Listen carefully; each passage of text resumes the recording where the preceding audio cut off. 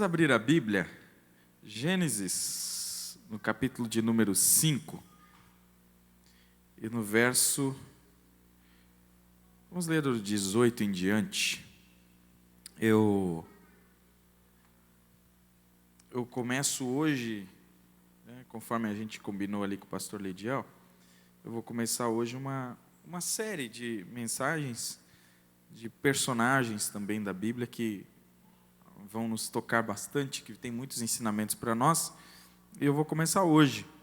De forma bem simples, nos próximos 45 minutos no máximo, nós vamos abordar a respeito desse texto, e eu tenho certeza de que Deus tem uma palavra para você. Você está contente? Amém? Amém. Então vamos lá, Gênesis no capítulo de número 5, no verso 18 em diante, que diz assim, aos 162 anos, Jared gerou Enoque. Depois que gerou Enoque, Jared viveu 800 anos e gerou outros filhos e filhas. Viveu ao todo 962 anos e morreu. E aos 65 anos, Enoque gerou Matusalém. E depois que gerou Matusalém, Enoque andou com Deus 300 anos e gerou outros filhos e filhas. E viveu ao todo 365 anos. E Enoque andou com Deus e já não foi encontrado, pois Deus o havia arrebatado. Amém. Senhor, fala com a gente, Pai. Deus, este culto é feito para Ti. Mas também, Senhor, as pessoas vêm para cá para ouvir instruções da Tua palavra, para receber do Teu Espírito, para serem confrontados, para serem confortados. Deus, a Tua palavra tem poder para fazer o que necessário for. Faça, Senhor, através da Tua palavra. Eu me coloco como canal, Senhor, à Tua disposição, para que o Senhor fale ao Teu povo nesta noite, em nome de Jesus. Amém. Sentem, meus irmãos, que Deus abençoe. Eu vou pedir para você não fechar sua Bíblia, você já sabe, né? Culto de terça-feira, culto de ensino. Nós vamos passar versículo por versículo desses textos que nós lemos, palavra por palavra. De vez em quando a gente vai mudar, vai voltar um pouquinho, vai para frente um pouquinho. Tudo isso nós vamos fazer no dia de hoje, para aprender sobre esse personagem que muito tem para nos ensinar. Gente, talvez esse texto passe desapercebido para muita gente, porque ele está no meio de uma genealogia, que é nada mais, nada menos do que a forma de se conservar a história. Se eu perguntar para você hoje qual era o nome do seu tataravô, alguém aqui sabe o nome do seu tataravô? Alguém aqui lembra? Uma pessoa, mais alguém, nome do tataravô, mais um lá atrás. Por que você não se lembra? Porque nós não temos o costume da genealogia. Se na nossa casa nós tivéssemos aquelas árvores genealógicas, fosse colocando a fotinho, né, de cada vez, com certeza nós nos lembraríamos. Se lá tivesse a fotinho, ou pelo menos o nome dos nossos antepassados, nós saberíamos contar. E eu acho bonito isso, né? E particularmente eu gosto muito, e ainda tenho um sonho de poder viajar à África para poder saber quem eram os meus antepassados, porque não é nenhuma novidade que os meus antepassados eram africanos, certo? Está na cara. E eu tenho um sonho de ir à África para conhecer os meus antepassados, para saber a história deles. É claro que é um trabalho de uma vida inteira, e talvez eu não consiga fazer isso de forma como é necessário. O povo de Israel, para poder conservar essa história e não haver dificuldade de lembrar dos seus antepassados, eles guardavam as genealogias. E você vai encontrar várias delas na Bíblia. E nós cristãos, o que nós fazemos? Pulamos, né? Poxa, esse monte de nome, vamos pular. Só que às vezes no meio da genealogia, e inclusive os nomes já nos ensinam muitas coisas. Se eu for passar com vocês o capítulo de número 5, nós formos estudar cada nome desses personagens aqui, cada um já tem um ensinamento, já tem uma lição para nós. Mas no meio da genealogia, às vezes aparece uma história ou outra, que nós precisamos tirar e nós precisamos aprender para que nós possamos crescer na fé. E hoje nós vamos estudar a história de um personagem chamado Enoque, que aparece no capítulo de número 5, no meio de uma genealogia que de repente passa desapercebida de muita gente. Se você for ler o livro de Gênesis, você vai encontrar 4 Enoques. 4. Você vai encontrar um que é filho de Caim, logo no capítulo de número 4. Você vai encontrar lá no capítulo 25 do livro de Gênesis, um que é chamado de neto de Abraão, um outro Enoque. Você vai encontrar lá no capítulo 46, um dos filhos de Rúben, chamado de Enoque também. Então, são 4 Enoques, só que eu vou destacar um Enoque, que é esse Enoque do capítulo de número 5, e que ele não vai mais aparecer depois na Bíblia, a não ser lá no livro de Judas. Enoque, esse Enoque, tá? O nome dele é dedicado. consagrado. Esse é o significado de Enoque. Toda vez que eu falar para você Enoque, na sua cabeça você já pode traduzir. Enoque consagrado. Filho de um homem chamado Jared, está no verso 18 que a gente leu. Jared, um homem que gerou um filho chamado Enoque.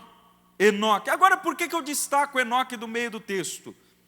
Na verdade, Enoque se destaca não só desse texto, ele se destaca de todos os outros personagens que vêm antes dele. Enoque foi um camarada que fez história, não só no capítulo 5. Antes, quando você vai lendo a narrativa bíblica, você já encontra Enoque fazendo uma completa diferença em toda a história. Se você pular um pouquinho antes, trouxer um pouquinho antes para o capítulo de número 4, lá no verso de número 19, você vai encontrar um homem chamado Lameque. Isso é preciso, você precisa estudar essa história comigo para você não perder a linha e poder aprender. Um homem chamado Lameque, ele toma 2 mulheres. Ele é o primeiro polígamo da história. E esse homem toma 2 mulheres e ele começa a ter filhos. Uma se chamava Ada e outra se chamava Zilá. E ele começa a dar nome a esses filhos. E esses nomes têm muito a nos ensinar, e tem muito contraste com Enoque.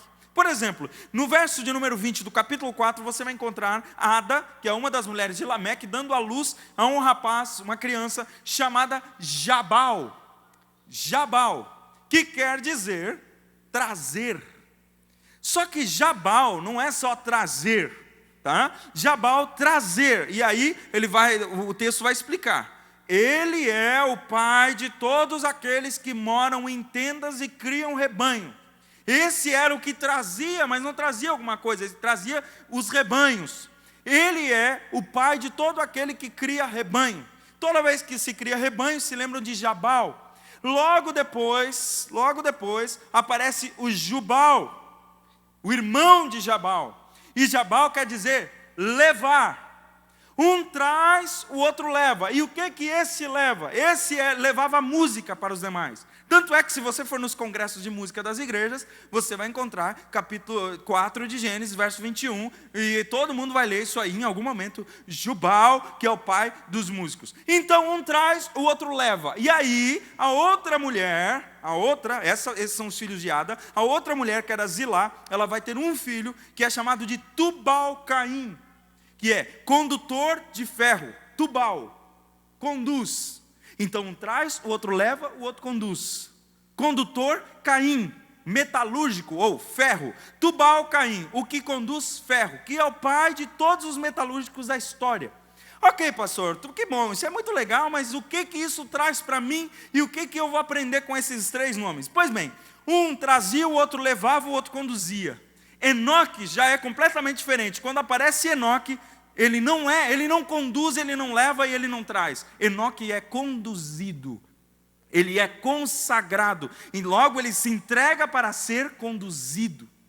Os outros se destacaram na história por serem pessoas que faziam, que aconteciam. Eram pai de determinadas áreas. Um criava rebanho, o outro trabalhava com a música, o outro trabalhava com o gado. Enoque não fez algo assim tão comum. Enoque fez algo muito mais excelente. Enoque foi conduzido pelo Senhor. Ele andava com o Senhor.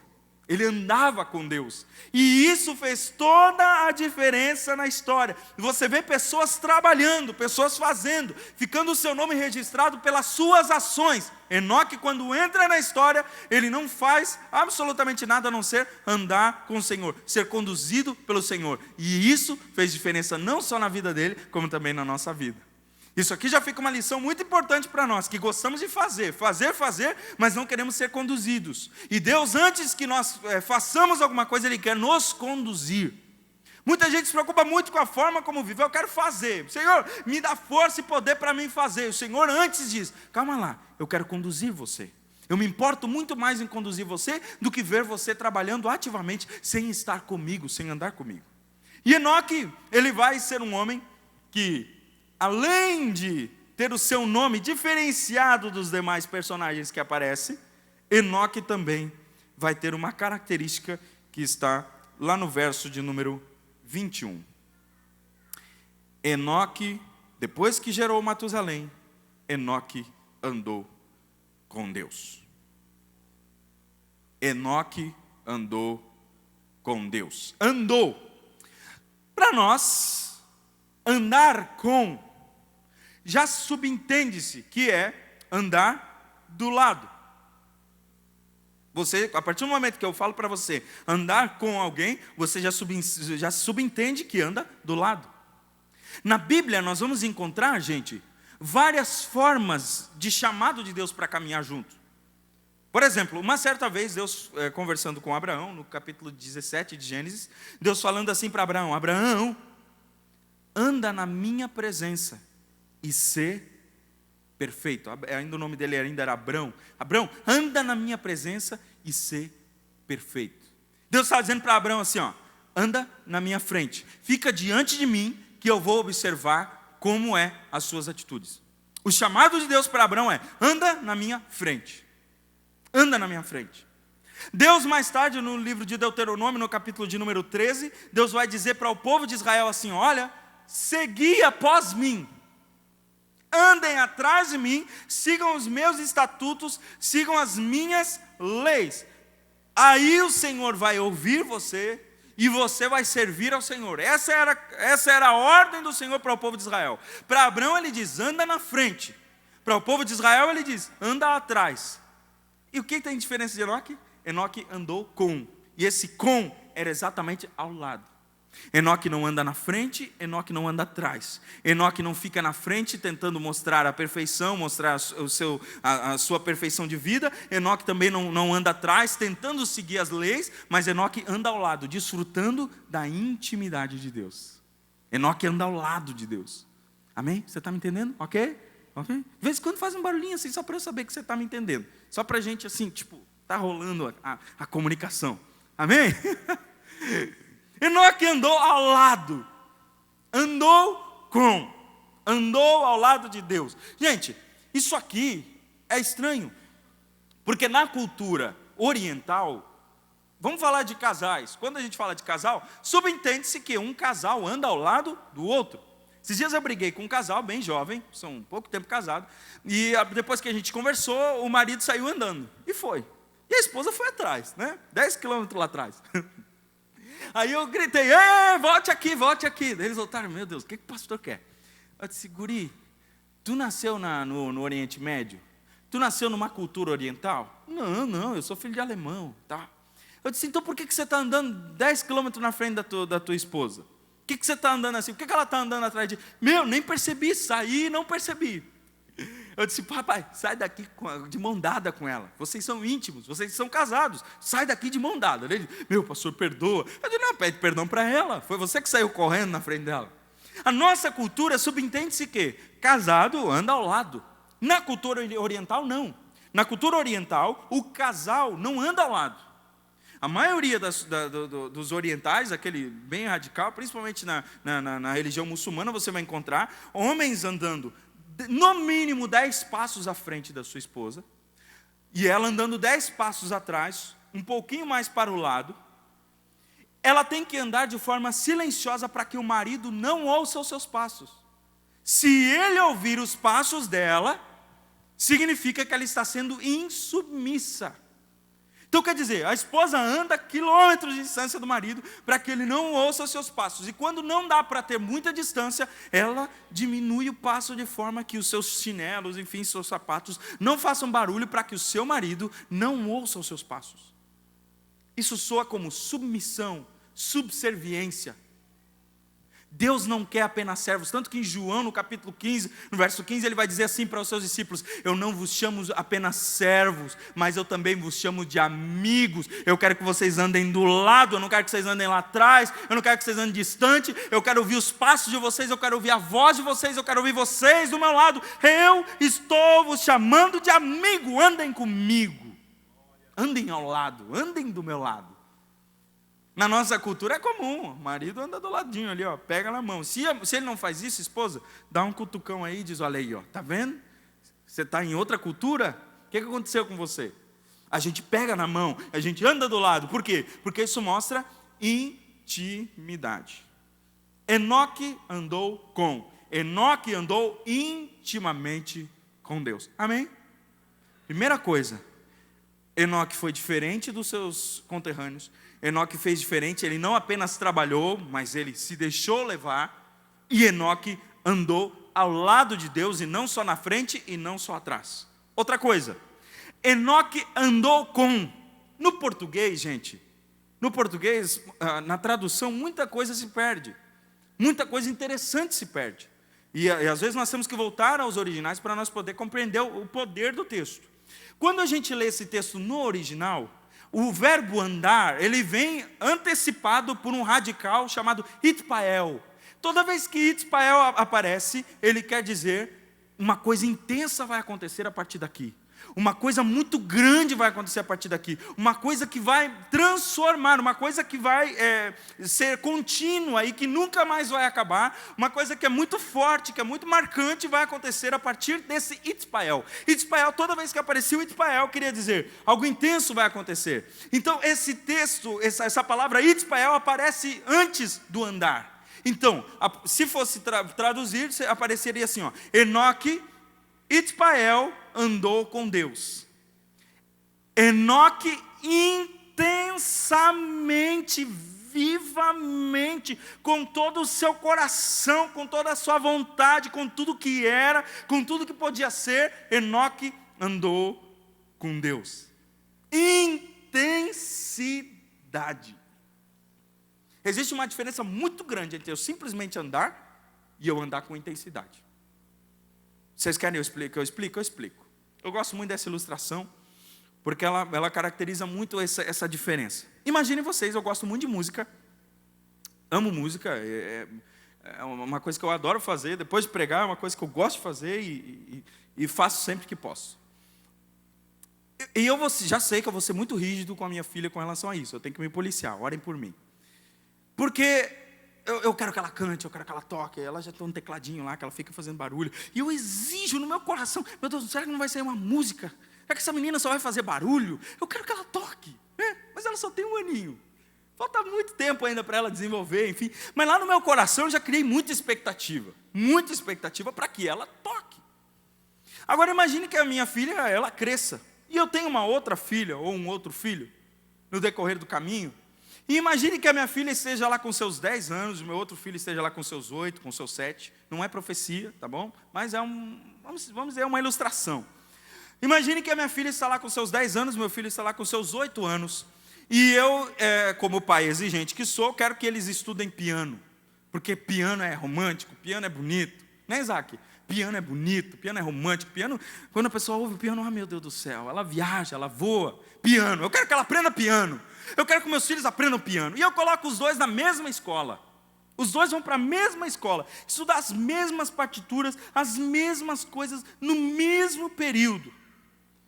O professor ensina tudo igualzinho. Digitação, escala, leitura, tudo igualzinho. E aí chega em casa, eu digo, ok, filhos, vocês aprenderam e agora vocês têm que estudar. Logo, filha, você vai estudar das 2 até as 3 horas. 1 hora de estudo, pelo menos. Pelo menos você vai estudar 1 hora. E depois, meu filho, você vai estudar das 3 às 4 da tarde. 1 hora para cada um ao piano, já está bom, todos os dias. Aí minha filha, ela, às 2 horas eu começo a ouvir o som do piano. E ela lá estudando. E ela estuda durante 1 hora. Quando dá 1 hora, o piano se cala. E eu vejo minha filha passando correndo pelo corredor. Pai, estou indo para a rua. Some. Ok. E aí o piano recomeça. Agora é o meu filho, vamos dizer, o meu filho de 8 anos. E ele começa. E vai tocando. E daqui a pouquinho começa a surgir outras coisas. E outras coisas. E quando eu olho, passou das 4. E daqui a pouquinho já é 4:30. E o som continua. E eu chego lá e digo, meu filho, já não deu a hora de... Pois é, pai, eu me distraí. Estava tão bom o negócio aqui, estava tão gostoso o estudo, que eu me distraí. Eu aprendi isso aqui, papai, vem cá, senta aqui, papai. Olha só o que eu aprendi sozinho. Não estava escrito, não foi o professor que me ensinou, mas sozinho eu juntei isso com isso que deu isso. Olha só, papai. Eu pergunto para você, quem é que ama tocar piano? É minha filha que durante 1 hora se dedicou às escalas. Quando deu 1 hora, tocou o sininho, aquela menina saiu correndo para se encontrar com as amiguinhas e brincar na rua? Ou aquele menino que se trancou ali, se perdeu naquilo, e quando a gente percebe, passou o tempo, e ele não percebe que o tempo passou, mas ele esteve ali, diante do piano, estudando. Quem que gosta mesmo de piano? Quem que ama tocar piano? É minha filha ou é meu filho? Bem, a resposta você já sabe. A resposta você já sabe. Quem ama é aquele que permanece e aquilo não lhe é pesado. Aquilo não é ruim para ele. Ele está ali e aquilo não é pesado para ele, não é chato para ele. Enoque andou, mas não andou. Ele não simplesmente andou. Ele andou intensamente com Deus. Ele andou intensamente com Deus. Ele é aquele que treina o piano e o piano começa a envolver ele e o tempo passa e quando ele olha, opa, passou todo esse tempo, meu irmão. Deus não quer simplesmente que você ande com ele. Como assim, pastor? Eu vou repetir. Deus não quer que você ande com ele. Então tá. Deus quer que você ande intimamente com ele, intensamente com ele. Porque andar com ele, gente, você pode andar durante 2 minutos e depois se distrair. Você pode simplesmente andar com o Senhor durante 10 dias e depois se distrair, dizer, ok, pastor, já cansei de orar, ok, pastor, já cansei de buscar a Deus, ok, pastor, já cansei de ler a palavra, ok, pastor, já fiz a minha tarefa de casa, agora é com o Senhor. Não, Deus não quer essa busca que termina, que tem horário marcado para terminar, que tem hora para se acabar, hora para começar, hora para acabar. Deus quer que você ame a tal ponto que a busca se torne uma coisa da sua vida e que aquilo não seja um peso para você. E quando alguém falar assim, você está andando com o Senhor, naquela hora o seu coração já se enche de vontade. Quando você ouve alguém falando assim, olha, ore ao Senhor, busque ao Senhor, naquela hora o seu coração já se sente desejoso de fazer aquilo, porque você ama fazer aquilo. Deus disse certa vez ao seu povo através do profeta Jeremias, vocês vão me buscar e vocês vão me encontrar. Não é quando vocês me buscarem de coração. Busque de coração. Você está buscando de coração, então tá bom. Não, ele diz assim, vocês vão me achar e vocês vão me encontrar quando vocês me buscarem de todo o coração. Quando não houver mais espaço para mais nada, aí sim eu serei encontrado por vocês. Sabe por que a nossa geração não consegue ter prazer no Senhor? Porque a gente não busca de todo o coração. A gente se empolga. Você vai sair desse culto aqui empolgado, meu amigo. Empolgado. Você vai sair daqui, meu Deus, eu preciso buscar mais o Senhor. Olha que coisa linda, a vida de Enoque. Meu Deus do céu, coisa... Mas amanhã o teu coração vai começar a se preencher com outras coisas que vão te tirar desse andar intenso com o Senhor. Então, meu amigo, não se contente com simplesmente andar. Ande intensamente com o Senhor. Amém? Enoque andou intensamente. Andou com intimidade, andou ao lado. Andou intensamente, andou com uma vida. E Enoque andou com Deus, gente.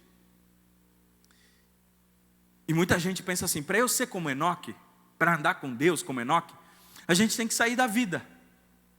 Porque se você for olhar na história, quantas vezes os crentes procuravam sair do comum, sair do convívio para poder andar com Deus?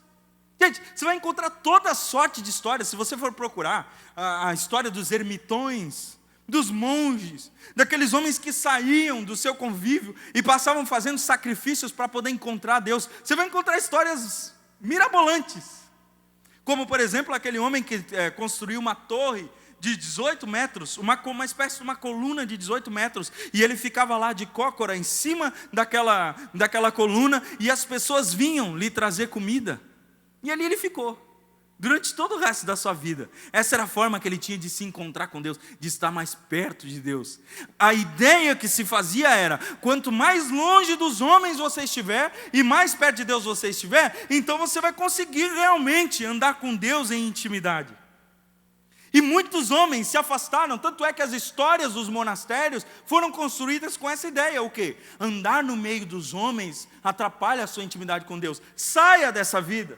Abra mão da sua família, abra mão de tudo e vá para o monastério para que lá dentro você consiga desenvolver intimidade com Deus. E essa é uma coisa que muitos crentes nos dias de hoje, eles têm aceitado no seu coração. E alguns não buscam a Deus, e a gente diz assim, mas meu irmão, o que deu que você parou de buscar Deus? Pois é muito trabalho, né? É muito trabalho, é muita correria da vida, a vida é uma loucura, e a gente não consegue parar. Então assim, Deus vai entender que eu não estou buscando a Ele, porque é uma loucura essa vida. Irmão, Enoque não teve essa desculpa. A Bíblia vai dizer que Enoque andou com Deus no meio da iniquidade dos homens. E olha que era um período iníquo.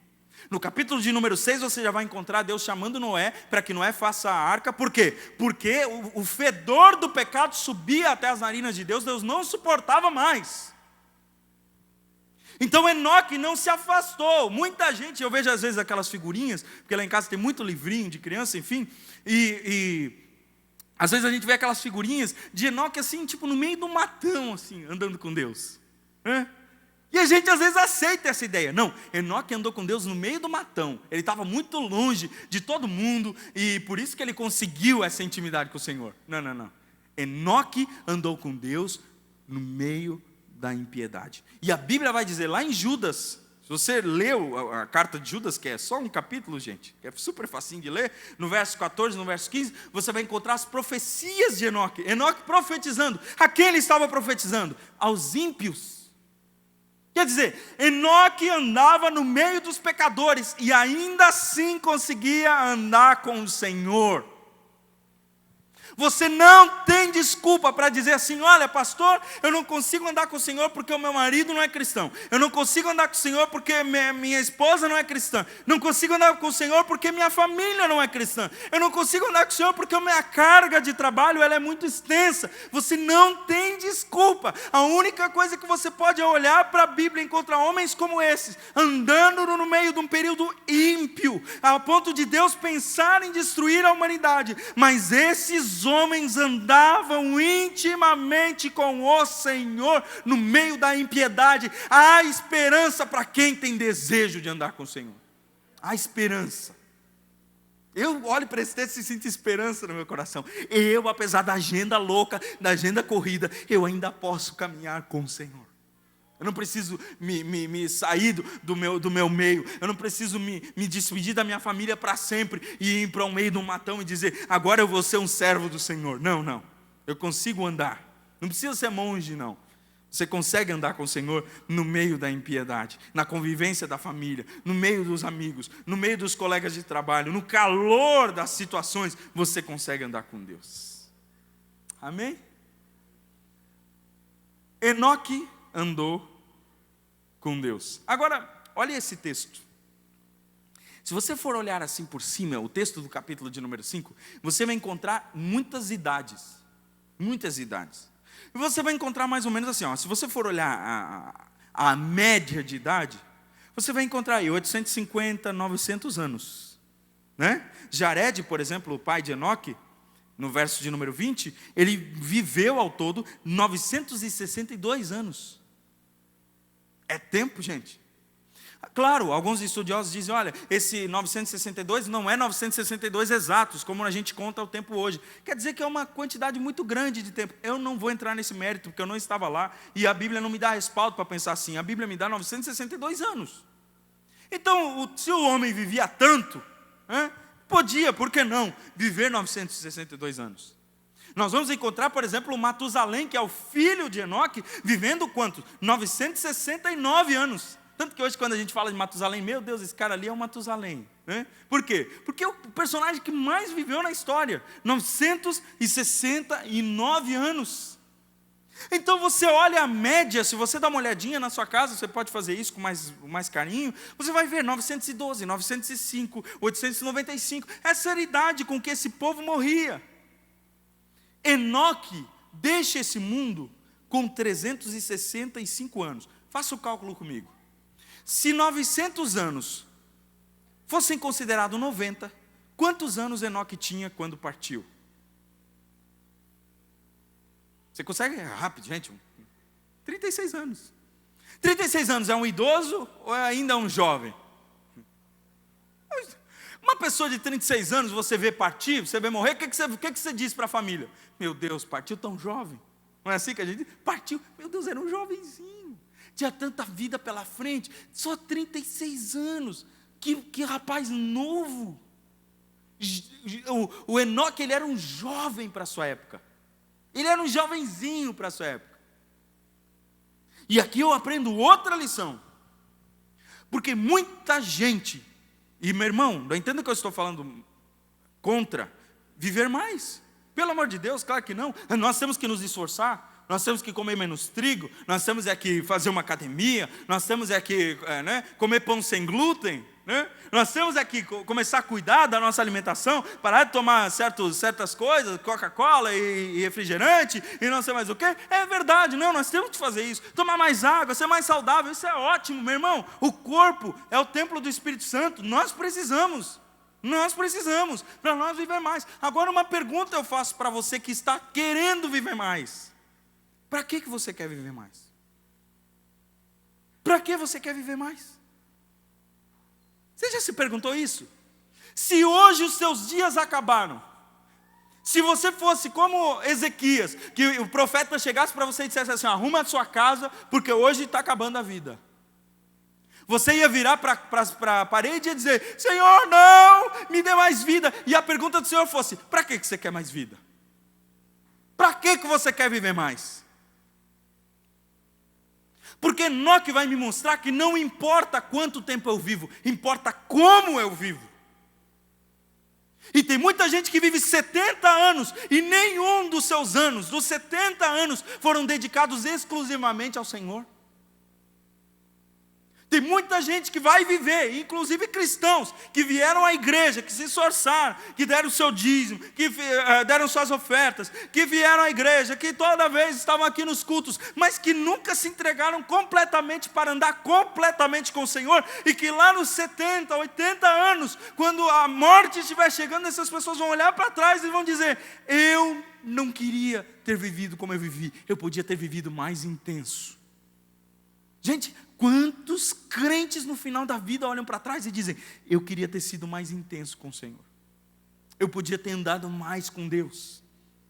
Para que você quer viver mais? Saia daqui essa noite perguntando, para que eu quero viver mais? Eu tenho 32 anos de idade. Tá bom, eu sei que não parece que eu tenho mais, mas eu tenho 32. E toda vez eu me pergunto, Senhor, se o Senhor me der só 40 anos, me ajuda, Senhor, a viver esses 40 anos intensamente. Eu não quero perder a minha vida, eu não quero chegar nos 40 anos e ver que a minha vida está no fim, de repente por uma doença, ou de repente por algum acidente, ou por alguma coisa que me aconteça, e eu pensar assim, não, por favor, ainda não é a hora, porque eu não consegui viver. Enoque, quando chegou aos 365 anos, 1/3 do tempo do que todo mundo vivia, Enoque já tinha certeza que tinha vivido tudo o que tinha que viver, porque andou intensamente com o Senhor. Intensamente. Meu irmão, olha bem para essa ponta de nariz neguinho aqui, ó. Eu não quero que você perca sua vida.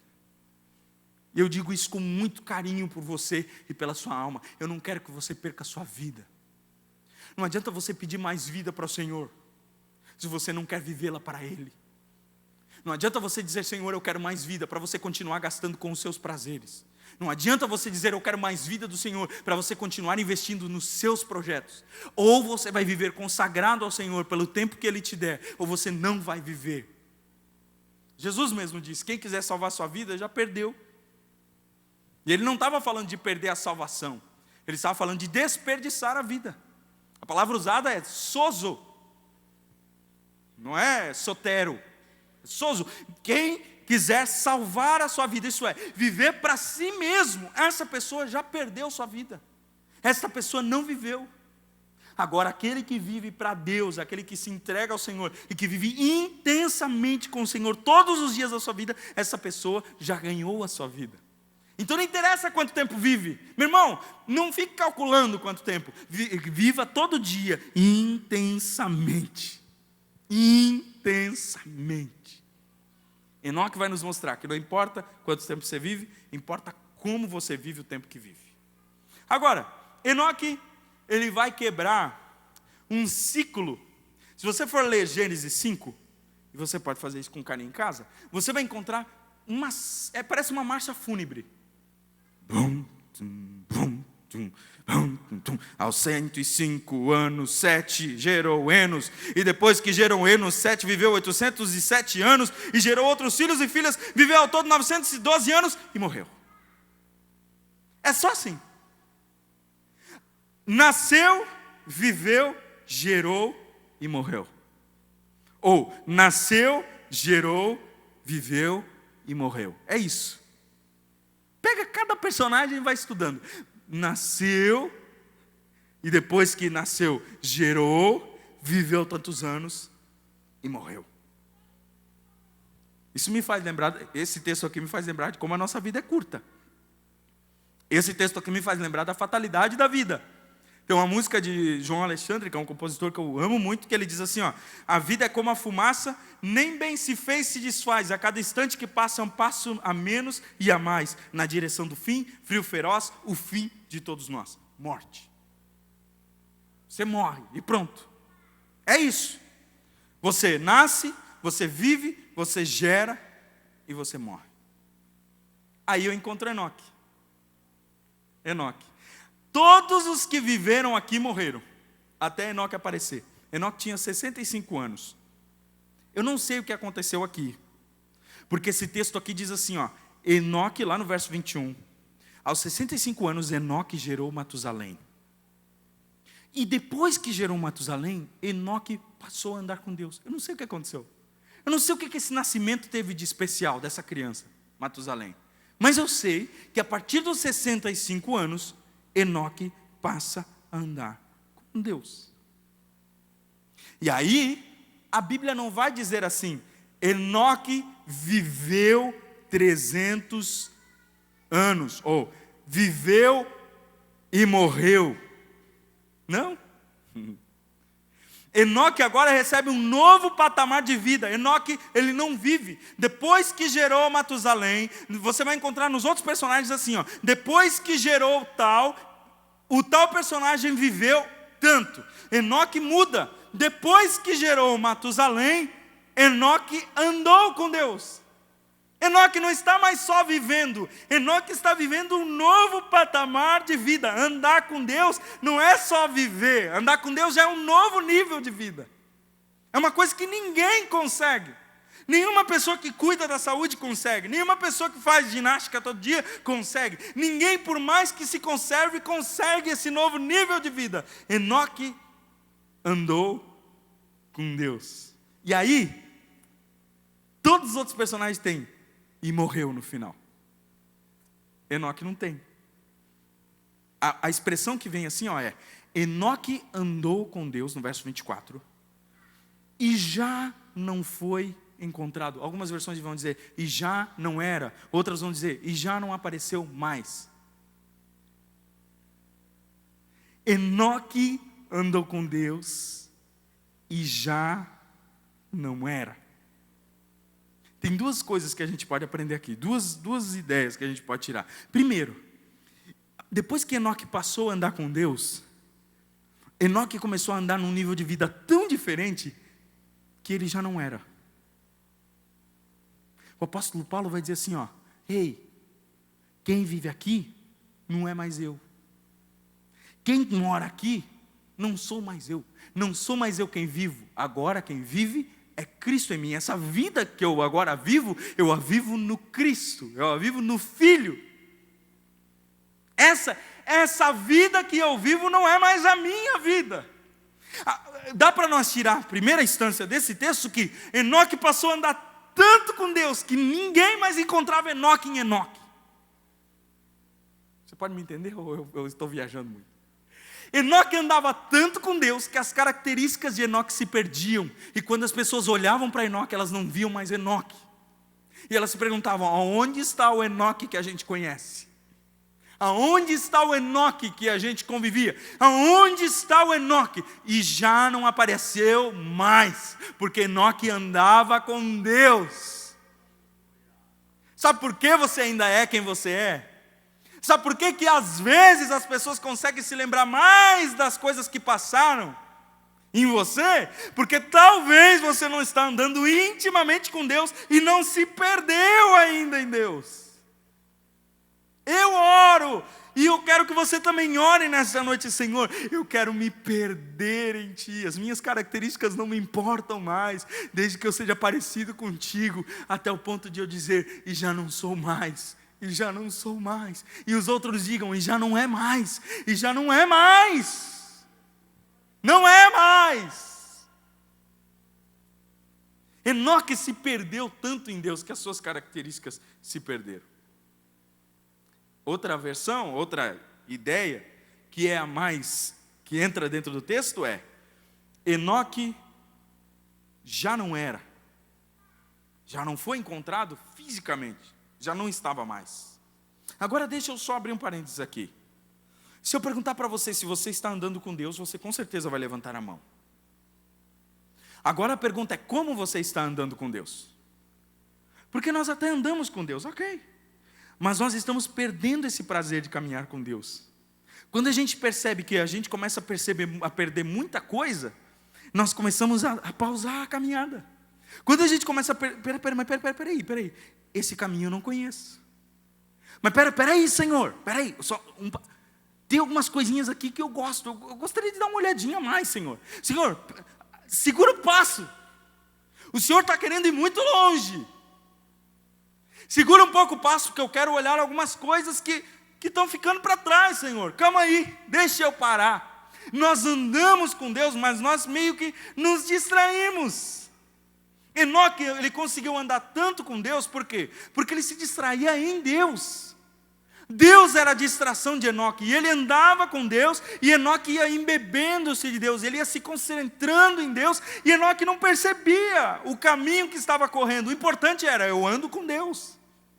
Sabe por que a gente olha muito o caminho que a gente está andando? Porque a gente se distrai. E aí a gente diz: Senhor, peraí, o caminho está escuro. Senhor, peraí, para onde o Senhor está me levando? Ei, não se concentre no caminho, se concentre em quem te leva. Se concentre em quem te conduz. Porque quando você se concentra em quem te conduz, não importa o que está debaixo dos seus pés. O importante é que aquele que está do teu lado, se houver algum buraco, algum pedregulho, algum momento difícil, ele te carrega no colo. Isso não é problema. O importante é: eu ando com ele. É nele que eu me concentro. É com ele que eu caminho. Enoque, a distração dele era o Senhor. Nada mais importava para Enoque. E às vezes nós andamos com Deus, nós estamos distraídos. Outras vezes nós andamos com Deus, mas nós andamos cansados. Parece assim que andar com Deus é peso. Por quê? Porque a gente se envolve. Nós nos envolvemos com tanta coisa. Esses dias eu até comuniquei para os jovens, esses dias num devocional, o Senhor me falou muito profundamente. Eu gosto muito de preparar jantar, assim, não é sempre que eu tenho tempo, mas eu gosto muito de preparar jantar em casa, tá? Gosto muito. E quem dera poder levar vocês lá em casa para a gente comer umas besteirinhas, assim. Eu gosto de fazer jantar. E às vezes chega o dia de fazer um jantar especial, tá? Aquele dia eu já me organizo com a minha agenda, enfim, porque eu sei que eu demoro para fazer. É comidinha às vezes meio complicada, eu já demoro para fazer aquela comida. E às vezes, no afã de fazer aquela comida, eu levo 3, 4, 5 horas fazendo aquela comida. Aí espera o tempo disso, vai, enquanto está no fogo, isso aqui já vai sendo preparado. E às vezes eu não percebo que eu não comi. Eu não percebo que eu não tomei café da tarde, eu não percebo que eu não comi nada. Mas daí o que eu penso? Poxa, isso aqui já está prontinho, então vamos dar uma beliscadinha? Tá gostoso, bom demais. Minha esposa vai adorar. E aí daqui a pouquinho pega mais um pouquinho. Quando chega a hora de jantar, depois que você está tudo preparadinho, está tudo pronto, eu digo: pode vir, vem comer, olha só o que eu fiz.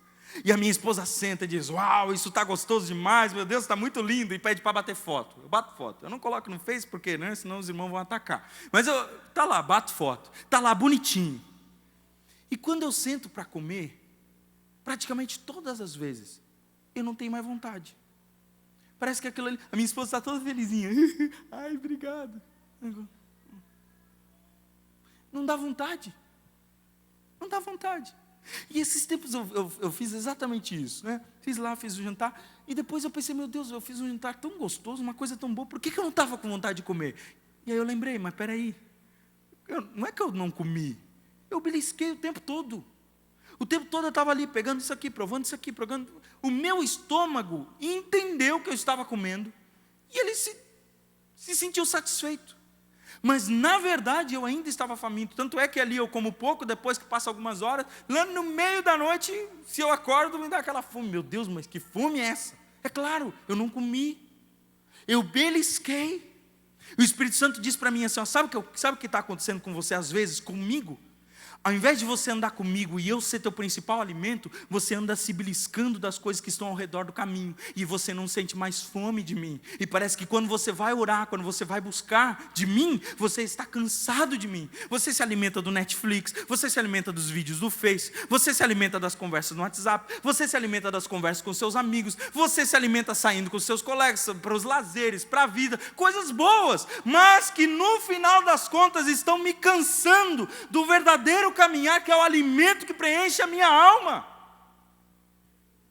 Então nós estamos cansados. Por quê? Porque nós estamos nos alimentando de bobeira. Você está comendo salgadinho antes do... Gente, Deus não nos fez para beliscar, Deus nos fez para banquete. Tanto é que no céu vai ter banquete, lá não vai ter petisco, vai ser banquete, meu irmão. Prepara o estômago. Nós não fomos feitos para beliscar, nós não fomos feitos para ficar de prazerzinho em prazerzinho. Deus tem uma mesa preparada para nós, onde nós vamos comer e jamais vamos saciar nossa fome completamente. Eu vou encerrar, mas verso 24, olha bem comigo. Amém? Você está me entendendo, irmão? Às vezes eu olho uns assim, eu fico tão preocupado. É tão preocupado fazer as pessoas dormir. Já disse alguém que a pregação é a arte de falar enquanto os outros dormem. Mas eu não quero que isso seja. Não quero aprender essa arte. Enoque andou com Deus e já não foi encontrado, pois Deus o havia arrebatado. Ou outras versões diz, Deus para si o tomou. A palavra Deus para si o tomou é assim. Imagine comigo que, vamos usar o irmão Teixeira, deixa eu usar o irmão Teixeira, ele é tão querido, ele vai deixar eu usar ele como ilustração. O irmão Teixeira veio de bicicleta para a igreja. Irmão Teixeira, quanto tempo o senhor não anda de bicicleta? Faz tempo? Meu Deus do céu, tem que voltar a andar de bicicleta, é bom. O irmão Teixeira não anda de bicicleta faz tempo, mas imagine que ele veio de bicicleta hoje para a igreja. O carro estragou, ele decidiu vir de bicicleta. E o irmão Teixeira, ele não tem bicicleta, porque faz tempo que ele não anda de bicicleta, vendeu, enfim, e ele pede a bicicleta do vizinho emprestado. E ele vem até aqui a igreja de bicicleta, deixa a bicicleta ali na frente, amarradinha, bonitinha, e aí então ele vem para o púlpito, normal, cultua a Deus. O porteiro da igreja, daqui a pouquinho, observa uma pessoa chegando e mexendo na bicicleta e tirando aquela bicicleta dali. E o porteiro, é óbvio, não vai deixar, ele vai dizer, peraí, você está mexendo na bicicleta do irmão Teixeira, o que você está querendo? Vou chamar a polícia. E aquela pessoa diz, não, peraí, eu sou fulano de tal, eu sou o vizinho do irmão Teixeira, e eu que emprestei a bicicleta para ele, só que agora eu estou precisando, vou ter que fazer umas corridas urgentes, e eu estou precisando dessa bicicleta, então, por favor, explica para o irmão Teixeira, que depois se der, eu volto com a bicicleta, mas eu preciso fazer uma corridinha agora com essa bicicleta. O irmão André vai dizer, então tá, você é o dono? Então leva, eu vou avisar o irmão Teixeira. Você é o dono dessa bicicleta? Então você tem o direito de tomar essa bicicleta a hora que você quiser. A expressão que Deus usa aqui, e Deus para si o tomou, ou Deus o havia arrebatado, é, Enoque já não era mais dele mesmo, a ponto de que Deus o toma para si. A expressão vai dizer assim, é como se Deus tivesse emprestado Enoque ao mundo. Isso é lindo. Deus emprestou Enoque ao mundo, e Enoque pode ser tirado a hora que Deus bem quiser. Não é um roubo de algo que não lhe pertence, é um rapto rápido de algo que é legitimamente seu. Deus, quando vier buscar um povo, é um povo que é emprestado, não é um povo que é da terra, é um povo que está emprestado a esta terra, e Deus toma a hora que bem quiser. Por isso, se Deus levar você antes do tempo, meu irmão, não levar alguém que servia ao Senhor perto de você antes do tempo, eu sei, é dolorido, mas não fique perguntando: Senhor, aonde o Senhor está? O Senhor não tem coração. Deus tomou para si porque era seu, nunca foi do mundo, sempre pertenceu a Ele. E se Ele arrebata é porque Ele quer aquilo que é seu. É legitimamente seu. E Deus leva aquilo que é seu. Enoque, quando Deus o leva, Enoque não está surpreso, porque ele já sabia que ele não era mais daqui. De tanto andar com o Senhor, ele já não tinha mais essa ligação com isso aqui. Então para ele foi muito fácil dizer: sim, Senhor, eu vou terminar, porque eu ainda quero orar com você. Vou ler uma cartinha. Na verdade é uma historinha. Uma criança de 6 anos, uma vez, 6, 7 anos, estava escrevendo numa escola bíblica. E eles fizeram um desenho de Enoque e as crianças tinham que escrever assim uma historinha de Enoque, um resumo da historinha de Enoque. Olha só o que essa criança escreveu. Deus e Enoque conversavam muito. Um dia Deus chamou Enoque para caminhar. Enoque deu tchau para sua esposa. Enoque e Deus caminharam e conversaram tanto que quando Enoque percebeu, estava muito longe da sua casa. E Enoque disse: Senhor, eu não vou saber voltar para casa. E Deus respondeu: Enoque, você está mais perto da minha casa do que da sua. E um dia você vai ter que vir de vez para a minha casa. Por que não hoje? E Enoque já não era, porque Deus o havia arrebatado. Em que altura do caminho você está? Em que altura do caminho você está com o Senhor? A tal ponto que Ele diga: vem, e o seu coração diga: Senhor, nada mais me prende. Eu estou tão longe que eu nem sei mais o caminho de casa. Ou ao ponto de dizer: não, Senhor, mais 15 anos, mais 10 anos, Senhor, por favor, não, agora não.